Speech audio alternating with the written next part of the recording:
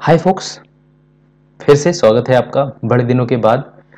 क्योंकि स्कूल में कुछ काम आ गया था। स्कूल मतलब डीएससी में कुछ काम आ गया था। हमारी फील्ड वर्क स्टार्ट हो गया है तो उसमें थोड़ा ज़्यादा टाइम चला गया। एक्चुअल में स्टार्ट 1 अप्रैल से होना था, लेकिन मैम ने पहले स्टार्ट कर दिया क्योंकि 24 से हमें एक तरह से 24 को हमें तो उसमें बिजी होने के कारण वीडियोस नहीं आ पाए। लेकिन इसका ये बात नहीं है, जो वादा है वो तो निभाना ही पड़ेगा। पर अभी हम क्या करेंगे, अभी हम नोट्स जल्दी से शेयर कर लेंगे। मैं आपको एक स्किमिंग बता दूंगा बेसिक नॉलेज की कि अच्छा ये चीजें इंपॉर्टेंट है, प्लस आपको सारे यूनिट्स के नोट्स दे दूंगा। वो नोट्स ऐसा नहीं होगा कि पूरी किताब छाप दी है या कुछ कर दिया है। हाँ, नितिन सांगवान इज इंपॉर्टेंट। नितिन सांगवान के 1 या 2 या 3 चैप्टर मैक्स 3 चैप्टर हुए जो पढ़ने हैं। 3 चैप्टर मतलब क्या 15-15 पेज के एक चैप्टर होते हैं। 15 तो 15 पेजेस होते हैं वो, तो हो सकता है 15 20-30 पेज में पूरी यूनिट कवर हो जाएगी। और बाकी यूनिट 6 के तो मेरे पास नोट्स थे, यूनिट 5 के भी मेरे पास नोट्स हैं। 1-2 इंपॉर्टेंट वीडियोस हैं जो मैं जिसका लिंक दे दूंगा, आप उसको देख लेंगे तो 25 से पहले एक्चुअल में सारा कवर हो जाएगा। उसके बाद क्या, अभी से ही प्रैक्टिस क्वेश्चंस करने हैं, एमसीक्यूज करने हैं, मॉक नहीं लगाने हैं।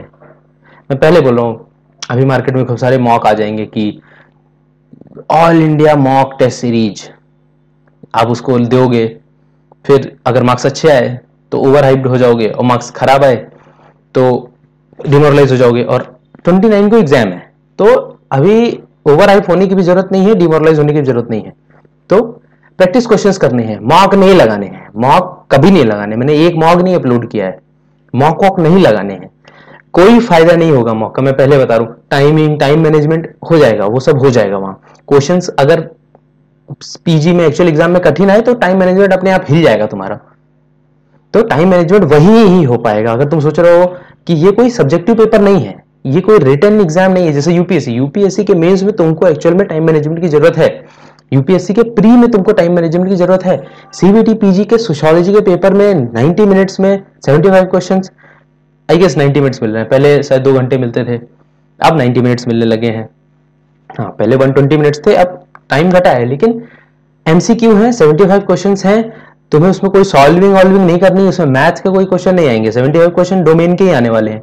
तो टाइम मैनेजमेंट के चक्कर में मॉक मत लगाने बैठ जाना, क्योंकि या तो डिमोरलाइज हो जाओगे या तो ओवर हाइप हो जाओगे। तो फिर सेल्फ कॉन्फिडेंस में, मतलब ओवर कॉन्फिडेंस में एक्चुअल एग्जाम खराब करके चले आओगे। और डिमोरलाइज हो गए तो पहले ही जब नेगेटिविटी में जा रहे हो तो तुम्हें लगेगा ओ मैंने सही से तैयारी नहीं करी है, ये है वो है, छोड़ दो। 1000 MCQ series by Antara ma'am more than enough है प्रैक्टिस के लिए। और यूनिट वाइज जो टेलीग्राम पे मेरे जो प्रैक्टिस मॉक है, वो मॉक पेपर नहीं है सच, वो उस एरिया को फोकस करते हुए क्वेश्चन है। क्योंकि जब तुम 1000 एमसीक्यू सीरीज लगाओगे तो उसमें पूरे सारे कॉन्सेप्ट कवर होते हैं, कि मतलब सारे, मतलब शुरुआत से लेकर आखिरी तक सब मिक्स है। तुम्हें अगर सिलेक्ट वाइज यूनिट वाइज कुछ करना है तो वो मेरे चैनल पे मिल जाएंगे। बाकी अगर तुम सोच रहे हो कि फॉर्म फिल करेंगे, ऑल इंडिया मॉक लगाएंगे, ऑल इंडिया मॉक से कुछ नहीं होने वाला। और अगर तुम्हें लग रहा है कि जो ऑल इंडिया मॉक में या मॉक में जो सवाल आ रहे हैं क्या वो रिपीट हो जाएंगे, कोई चांस नहीं। जो मैंने अपने टेलीग्राम पे मॉक डाले हैं क्या वो रिपीट हो जाएंगे, एग्जैक्ट रिपीट नहीं होंगे। पीवाईक्यूज रिपीट होते हैं। जो जीआरएफ में जो सवाल आए हैं 1000 एमसीक्यू सीरीज से जो क्वेश्चन है वो क्या है, वो बेसिकली में पीवाईक्यूज है। क्या वो रिपीट होंगे? हाँ, वो रिपीट होंगे, उनके रिपीट होने के चांसेस हैं। बाकी अगर तुम सोच रहे हो एआईआर, अगर उसमें कोई एआईआर बहुत अच्छी आ गई या एआईआर बहुत नीचे आ गई, उससे कुछ फर्क पड़ेगा? कोई फर्क नहीं पड़ेगा। इस आसानो मैंने अपने टाइम पे देखे हैं। 2000 अगर मैं स्पेसिफिक बोलूं तो इस साल के पेपर के पहले वाला पेपर, मतलब 24 नहीं 2023 वाला जो एग्जाम आया था सोशियोलॉजी का, अगर आपने पीवाईक्यूज देखे हो वो अलग ही था। तो जितने ने मॉक बनाए या ये मंगाए फालतू की चीजें मंगाई, कोई काम नहीं आया था। ठीक है, तो अभी टाइम कम है, 5-6 दिन बचे हुए हैं। हमें मॉक पे फोकस नहीं करना है, हमें जो पिछली बार सवाल आए हैं उन पे फोकस करना है, प्लस अपने रिवीजन पे फोकस करना है। और बस 2 से 3 वीडियोस हैं, वो अभी मैं सजेस्ट करने वाला हूं इस वीडियो में या अगले वीडियो में, बस उसी को लगा लेना है। अगला वीडियो मतलब पक्का अगला वीडियो जल्दी आ जाए, क्योंकि अभी मुझे वीकेंड पूरा मिल गया है। पहले वीकेंड नहीं मिला था, क्योंकि उसमें फील्ड वर्क और एक हम लोग चांदनी चौक में एक्चुअली फील्ड वर्क कर रहे हैं, वो बहुत क्राउडेड एरिया है। उसमें बहुत मेहनत लगती है, तो इसीलिए टाइम नहीं मिल पा रहा था वीडियो बनाने के लिए, पर अभी मिल गया है, तो जल्दी से मैं खत्म कर देता हूँ सिलेबस अपना। आपको सारे नोट्स मैं दे दूंगा, बस नोट्स पढ़ लेना है, काम हो जाएगा। नोट्स पढ़ लेना है, काम हो जाएगा। 1000 एमसीक्यू सीरीज लगा लो, बाकी कुछ मत करो, कुछ भी मत करो। 1000 एमसीक्यू सीरीज, नोट्स और 2-3 सजेस्टेड वीडियो जो अभी मैं बताने वाला हूं, बस। एक भी सवाल इसके बाहर से नहीं आएगा। 75 में 73 क्वेश्चंस तो पक्का पक्का इसी से आएंगे, 1-2 इधर उधर हो जाएंगे, उसकी गारंटी नहीं ले सकता मैं, पर 73-72 के आसपास मैं बोल सकता हूं कि हाँ, notes, 1000 MCQ series plus 2-3 important videos से, इन तीनों से काम हो जाएगा। लगभग सिलेबस खत्म हो चुका है, कुछ नोट्स मैं भी डाल दूंगा। तो अब फालतू की बात खत्म करते हुए जल्दी से समझते हैं कास्ट को। तो सबसे पहले चलते हैं सिलेबस पे। ये हमारा सिलेबस। आज हम समझने वाले हैं कास्ट सिस्टम। समझने क्या, हम एक जल्दी से देखेंगे कि कहां कहां से कवर करना है और क्या बेसिक डायमेंशन है और क्या इंपॉर्टेंट है कास्ट सिस्टम में। तो नितिन सांगवान उठानी है, उनपे उस पे एक चैप्टर है कास्ट सिस्टम, जिसकी अगर आपको नितिन सांगवान नहीं मिल रही है, उसकी पीडीएफ नहीं मिल रही है, कोई बात नहीं, मैंने टेलीग्राम चैनल पे डाल दी है और उसकी पीडीएफ है ये। आपको कुछ दूसरे रूप में भी मिल सकती है, पर ये वही मेनली यही सिलेबस है। अब इसी को पूरा पढ़ना है। क्या हमें पूरे 25 पेजेस पढ़ने हैं? नहीं, आपको शुरुआत के 17 पेजेस पढ़ने हैं बहुत इंपॉर्टेंटली। जैसे मान लो अगर आपने ये देखा तो ये इंपॉर्टेंट नहीं है, लेकिन इसमें कुछ चीजें इंपॉर्टेंट, जैसे वर्ण सिस्टम, ये इंपॉर्टेंट हो जाता है। मैं उस चीज को हाईलाइट कर देता हूं। जैसे जो पहली लाइन है, caste system is popularly known as close system, it is actually a close system. और आगे देखते हैं। अच्छा, कास्ट अगर क्लोज है तो क्लास क्या है? Class is considered as a open system. Open system के अपने लिमिटेशन होते हैं, क्लोज सिस्टम के अपने लिमिटेशन होते हैं। ओपन सिस्टम का ये मतलब नहीं है कि वो बहुत अच्छा है। अभी दीपांकर गुप्ता इसकी बात करेंगे। दीपांकर गुप्ता ने अपनी एक बुक है उनकी, मिस्टेक इन मॉडर्निटी, उसमें इस कॉन्टेक्स्ट को दिया है। फिर दीपांकर गुप्ता का एक एक्चुअल में कॉन्सेप्ट है वेस्ट टॉक्सिकाइजेशन।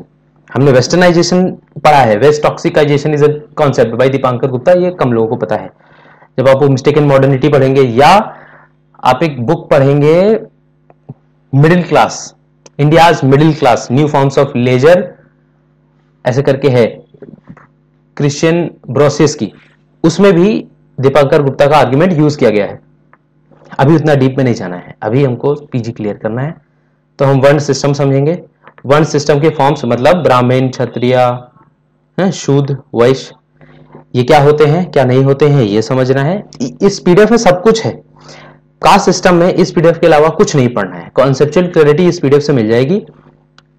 मॉक प्रैक्टिस भी इसी पीडीएफ से हो जाएगी। इस पीडीएफ से कैसे?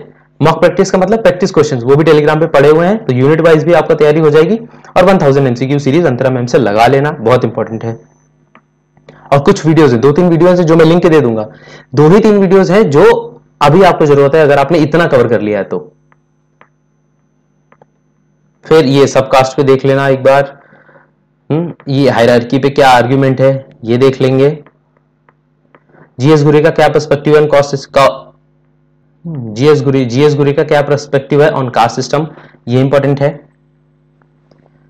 इससे ज्यादा इनकी बुक्स इंपॉर्टेंट है, जैसे ये caste and race in India 1932, ये इंपॉर्टेंट है। और कौन सी रीडिंग्स हैं, जैसे इन्होंने ट्राइबल्स को बैकवर्ड हिंदूज बोला है, ये इंपॉर्टेंट है। ये सारे फीचर्स इंपॉर्टेंट हैं जो जीएस गुरे ने बताए हैं, 6 के 6। और अभी तुमसे ये नहीं पूछा जाएगा कि किस बुक में ये कॉन्सेप्ट दिया हुआ है, ये तो अभी नहीं पूछेंगे, पर हाँ इनकी बुक्स तो इंपॉर्टेंट है। आंध्र बेते की और एमएन श्रीनिवास की, जीएस गुरे की, एआर देसाई की, दीपांकर गुप्ता की, युगेंद्र सिंह की मॉडर्नाइजेशन ऑफ इंडियन ट्रेडिशन, ये कुछ इंपॉर्टेंट बुक्स हैं जो हमें याद रखनी है। और एमएन श्रीनिवास हम पहले कवर कर चुके हैं extensively. M N Srinivas structure functionalist थे, तो इनके वही पर्सपेक्टिव होंगे। जीएस गुरे क्या थे? जीएस गुरे इंडोलॉजिस्ट थे। इनका सेमिनल वर्क क्या है? Religion and society among the Coorgs of south India 1952। और एक और बुक है जिसका नाम है रिमेंबर्ड विलेज। और एक और है कास्ट इन मॉडर्न इंडिया 1962, याद रखेंगे chronology wise. Dominant caste and other races 1987। ये बुक हम लोगों को सिलेबस में है, dominant caste and other races, ये हमने पढ़ी भी है। आप भी सेम 1 में पढ़ोगे अपने सिलेबस के अकॉर्डिंग। अगर आप सोशियोलॉजी ऑफ इंडिया पार्ट 1 या सोशियोलॉजी ऑफ इंडिया पार्ट 2 पढ़ोगे तो। Village, caste, gender and method 1996, ये भी इनका एक इंपॉर्टेंट सेमिनल वर्क है। इनके कुछ कॉन्सेप्ट हैं जैसे संस्कृताइजेशन, डोमिनेंट कास्ट, ब्राह्मणाइजेशन। अभी एक चीज समझेंगे, ब्राह्मणाइजेशन और संस्कृताइजेशन में क्या फर्क है। पहले एम.एन. श्रीनिवास ने वर्ड यूज किया ब्राह्मणाइजेशन, लेकिन इस पे थोड़ा कंट्रोवर्सी हुआ कि यू आर पोर्ट्रेइंग कि हर जगह ब्राह्मण ही मोर और लेस डोमिनेंट कास्ट है, आप यही पोर्ट्रे करना चाहते हो। इस पे थोड़ा बैकलैश हुआ, तो उन्होंने एक्चुअल में उसी कॉन्सेप्ट को फिर संस्कृताइजेशन ही बोल दिया कि संस्कृताइजेशन मोर एप्रोप्रिएट वर्ड था। और ब्राह्मणाइजेशन क्या खत्म हो गया? नहीं, ब्राह्मणाइजेशन एक डिफरेंट कॉन्सेप्ट है। जब you are trying to imitate Brahmin of that area which are actually dominant caste, तो उसको ब्राह्मणाइजेशन बोलेंगे। और संस्कृताइजेशन का मतलब है you are actually trying to imitate the actions and cultural और social habits of dominant caste. अब dominant caste can be any caste. Kshatriyas, in some area Kshatriyas are the dominant caste, Marathas are the dominant caste. तो उस जगह उसी same concept को हम Sanskritisation बोलते हैं। अब ये ही rejected the monocausal approach of Louis Dumont. Louis Dumont किसके लिए जाने जाते हैं? लुई डुमो जाने जाते हैं होमो हायरार्किस। होमो हायरार्किस इनकी एक बुक है, वो भी आप पढ़ोगे एमए में आके। होमो हायरार्किस आप तब पढ़ोगे जब आप इंडोलॉजी और सोशियोलॉजी में डिफरेंस की बात करोगे कि इज इंडोलॉजी अ सोशियोलॉजी और sociology is a Indology, how to understand sociology different from Indology. तब आप फिर homo hierarchicus, purity and pollution उस कॉन्सेप्ट को पढ़ोगे। फिर कास्ट को कैसे डिफाइन किया है, सेंसेस को कैसे यूज करना है। तो अभी रियल सोशियोलॉजी बची हुई है। पर पीजी में आपसे क्या पूछेंगे, होमो हायरार्किस किसने लिखी? Louis Dumont. लुई डुमो के क्या कॉन्सेप्ट है? Purity and pollution. तो अभी ऊपर से पढ़ेंगे, ये इंपॉर्टेंट है। Dominant cast, concept of dominant cast भी इंपॉर्टेंट है। एम.एन. श्रीनिवास ने एक ऐसे भी लिखा है जिसका नाम है पार्टिसिपेंट्स ऑब्जर्वेशन। वो रिसर्च मेथोडोलॉजी के लिए इंपॉर्टेंट है।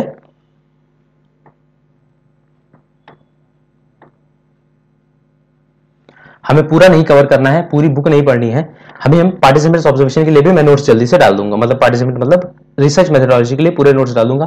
15 या 20 पेज के नोट्स होंगे, एक वीडियो लेक्चर होगा, बस 2 घंटे में पूरा रिसर्च मेथोडोलॉजी 4 यूनिट कवर हो सकती है।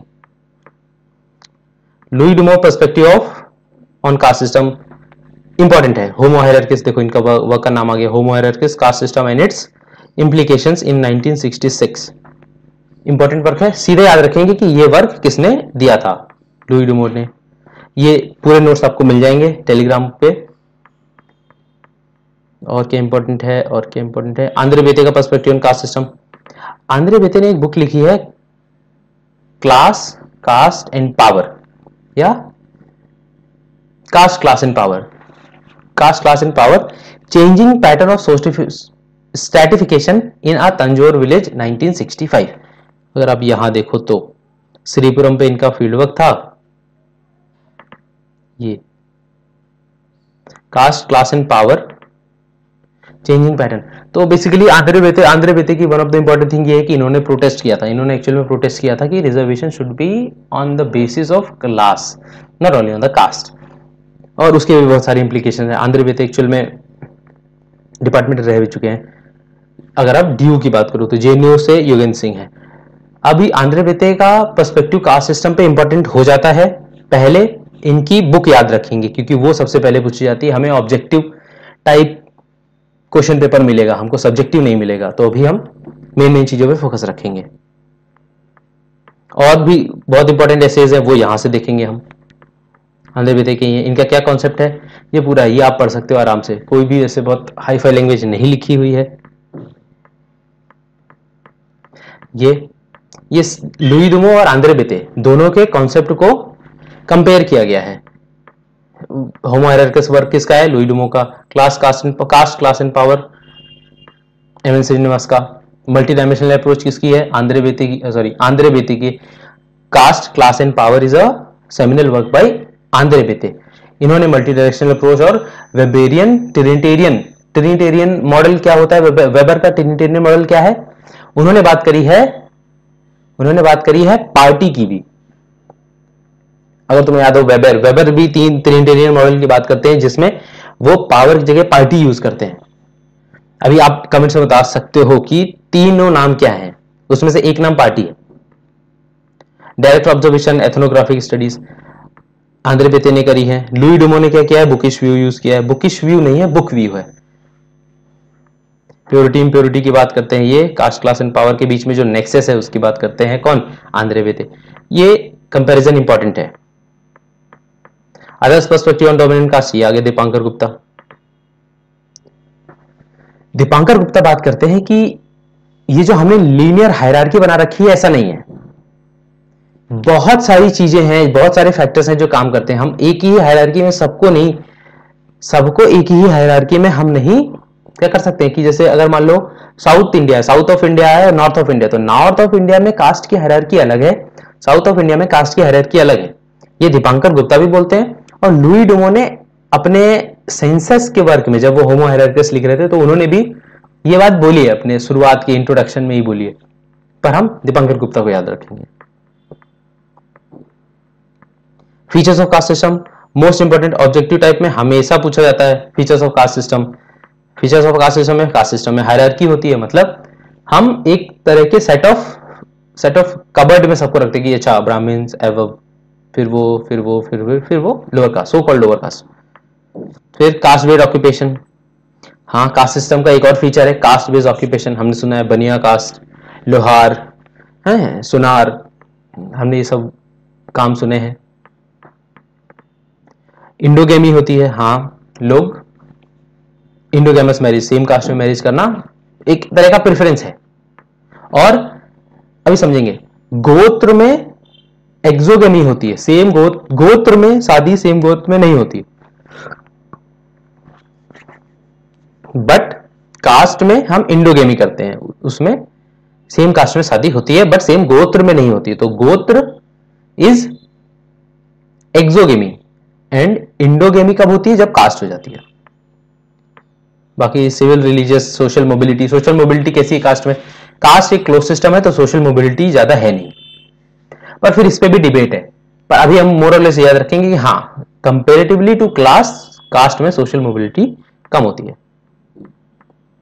अनटचेबिलिटी एंड इट्स फॉर्म्स, यहां तक ही इंपॉर्टेंट था, यहां तक मेन इंपॉर्टेंट है। मोर और लेस सारे क्वेश्चन पेज नंबर 10 हाँ यहीं तक ही कवर हो जाएंगे,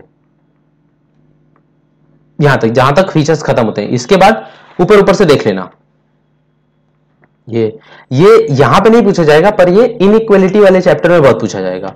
अनटचेबिलिटी, इसमें एक अंबेडकर साहब का कॉन्सेप्ट है वो इंपॉर्टेंट है, ये perspective of B R Ambedkar. तो अनटचेबिलिटी में सीधे मूव कर जाना बी आर अंबेडकर पे और गांधी जी पे, दोनों के क्या पर्सपेक्टिव थे अनटचेबिलिटी को लेके, सीधे इस पे पहुंच जाना।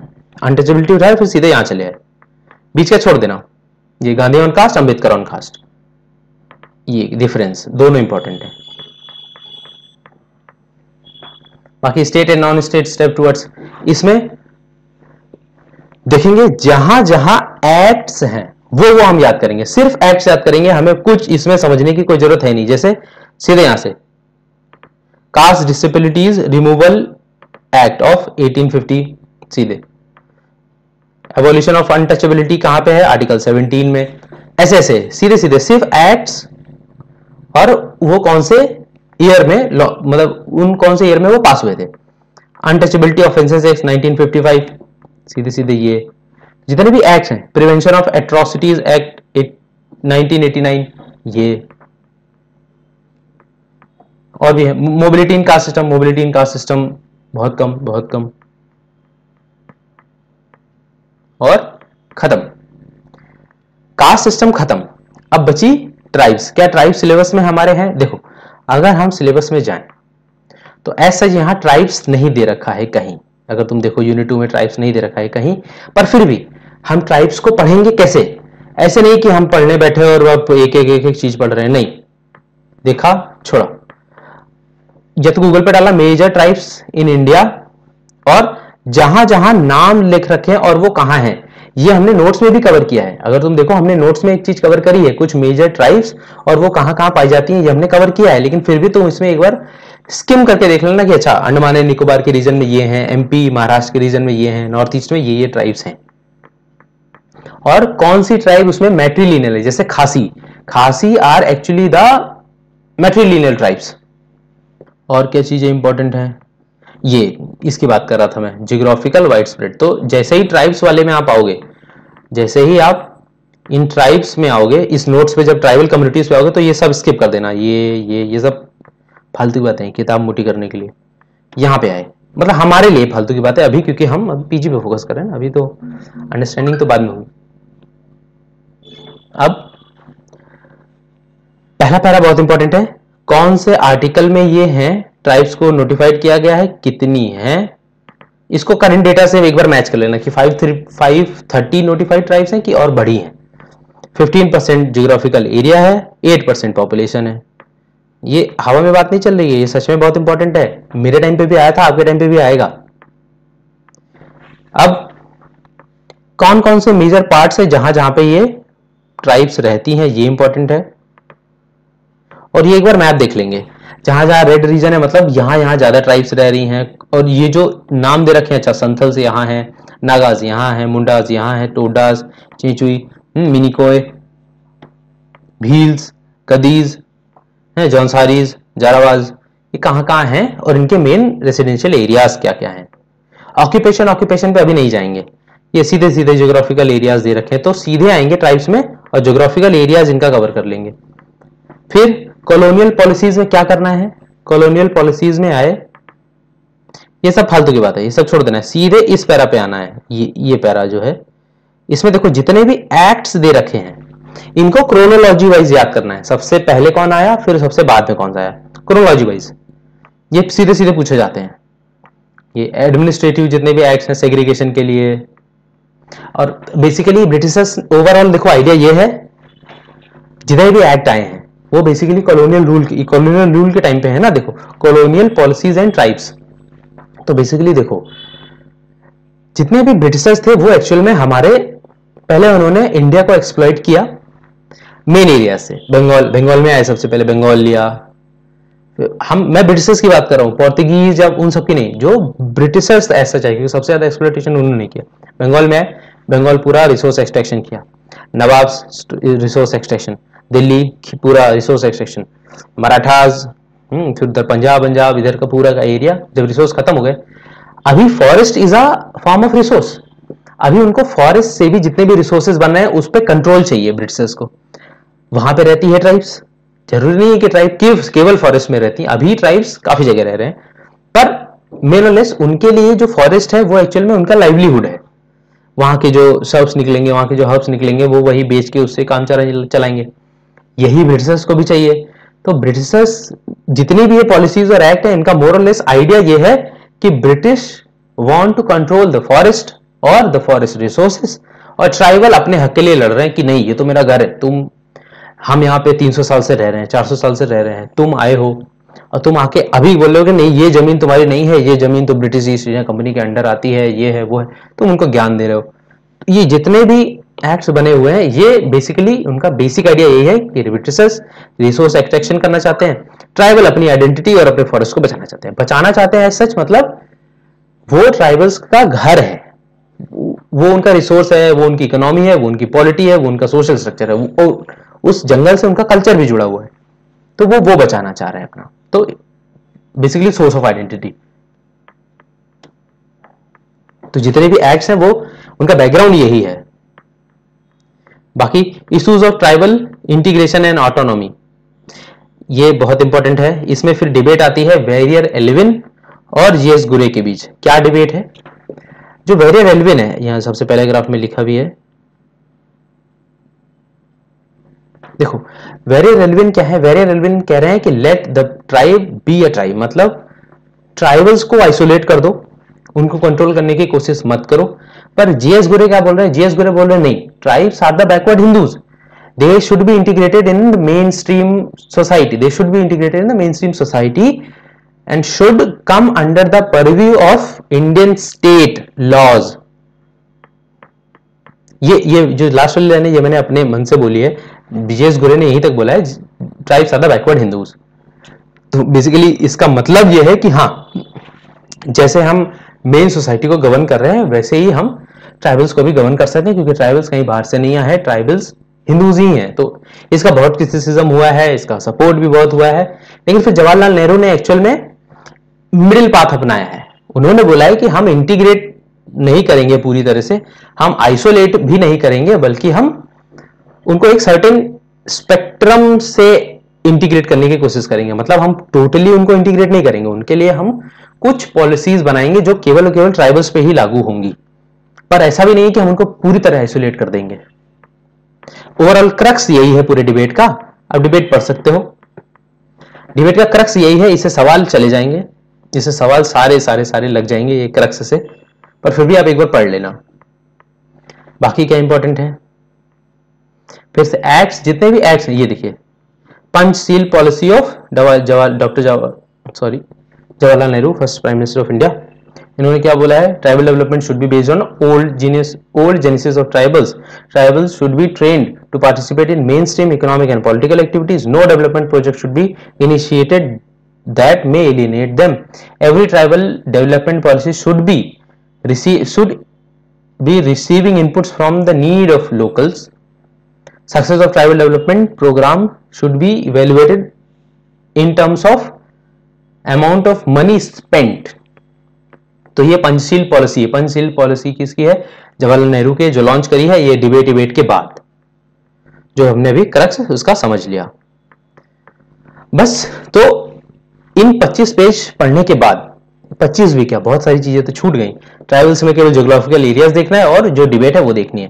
तो 25 क्या, मैं 15 ही मानूंगा, 15, 16, 17 पेज पढ़ने पे आपका 2 यूनिट कवर हो जाएगा। ट्राइबल्स में आपको और कुछ नहीं देखना है, ट्राइब्स कवर हो चुकी, इतने में ट्राइब्स से इतना ही पूछा जाएगा, फालतू की चीजें आएंगी नहीं, और अगर आ गई तो फिर वो किसी को नहीं आ रही होंगी, तो उसमें चिंता करने की बात है नहीं। हमें यहां पे हमारा मेरिट से सिलेक्शन होगा ना, तो अगर एक सवाल है वो किसी को नहीं आया तो उसमें दिक्कत ही नहीं है। दिक्कत उसमें है कि अगर वो आसान सवाल है और आपको नहीं आ रहा है, बाकी सबको आ रहा है, दिक्कत तब है। बाकी कोई दिक्कत नहीं है, जितना कठिन पेपर आए, जितना आसान पेपर आए, वो सबके लिए आसान है, सबके लिए कठिन है। तो 2 चीजें तो कवर हो गई। अब हम जल्दी से समझते हैं सोशल प्रॉब्लम्स, क्योंकि वो यूनिट 4, चैप्टर 4 यूनिट 4 और चैप्टर 6 यूनिट 1 दोनों एक दूसरे से बहुत सारी इंटरट्वाइंड है। तो पहले ये करेंगे, अभी मिलते हैं आपको जल्दी से नेक्स्ट वीडियो में।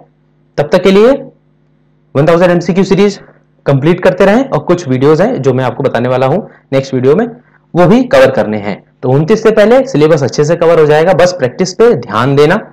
प्रैक्टिस का मतलब है मॉक नहीं लगाने हैं, 1000 MCQ सीरीज के क्वेश्चन जितने देख सकते हो वो देख लो, काम हो जाएगा।